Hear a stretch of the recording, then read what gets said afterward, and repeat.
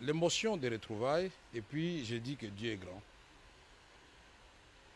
Tant que tu crois, tu as la foi en Dieu, tout est possible. Et c'était aussi la joie de retrouver un partenaire politique.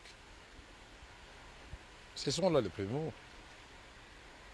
Quelle que soit l'épreuve qu'on endure, cette épreuve doit être en dessous de ce qu'on est déterminé à donner à la nation, à la patrie, à la communauté.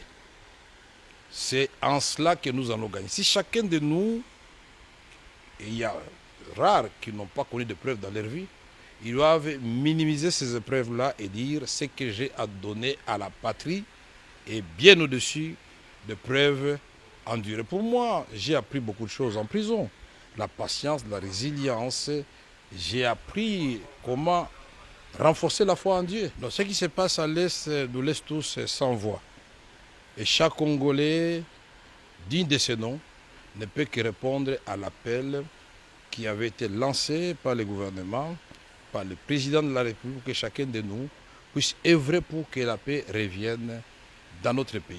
Et ce ne sont pas des ressources intellectuelles, ce n'est pas la sagesse, ce ne sont pas ces ressources-là qui manquent, mais nous devons revisiter notre outil de défense, le renforcer pour que nous puissions gagner des guerres. Mais il n'y a pas que l'option militaire.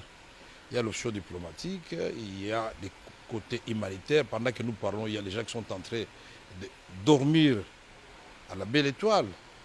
Il ne faut pas que la question de M23 nous fasse oublier que quand nous avons pris le pouvoir, avec le président Tshisekedi en tête, le problème que nous devrions résoudre, c'était le problème de Beni avec les ADF Nalou, les Codeco en Ituri.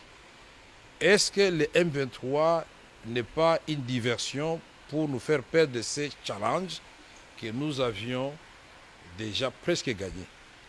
Et c'est dit, pour nous, nous devons mettre cela dans un cadre d'un plan bien étudié, à implanter dans le temps et dans l'espace. Il faut qu'il y ait des délais. Certains vous voient Premier ministre, d'autres vous voient à d'autres fonctions. Vous voyez où dans les prochaines semaines pour faire ce que vous dites aujourd'hui être en mesure de faire? Je me vois comme un citoyen congolais déterminé à aider son pays. Cette sortie médiatique marque la rentrée politique du patron de l'UNC. Dans les prochains jours, VK s'élance déjà dans la bataille pour la conservation et la consolidation du pouvoir sous la bannière de l'Union sacrée de la nation.